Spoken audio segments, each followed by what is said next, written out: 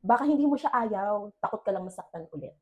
Minsan, hindi talaga siya yung problema, hindi talaga yung tao yung problema, o kaya hindi naman talaga yung sitwasyon yung problema, kundi yung sugat na hindi gumagaling diyan sa loob mo. Kung emosyon lang yung pagbabasihan, hindi ka magiging masaya sa mapait mong nakaraan. Kaya minsan hindi tayo maka-move on o maka-move forward dahil nakakulong tayo sa galit o sa mga sugat ng nakaraan. But I want to remind you, sabi sa Bible, sabi sa Psalms 147 or Awit 147 verse 3, He heals the brokenhearted and binds up their wounds. So para makausad ka, lapit ka sa Diyos, kaya niyang pagalingin yung sugatan mong puso. Kaya naman, I encourage you, bago ka magdesisyon, pagalingin mo muna yung puso mo.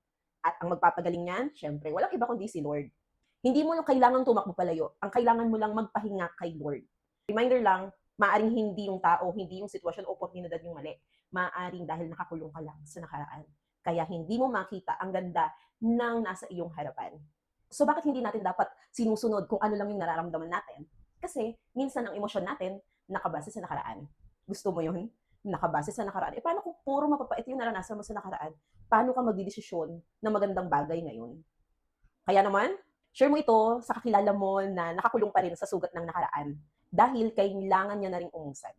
Yun lang, God bless.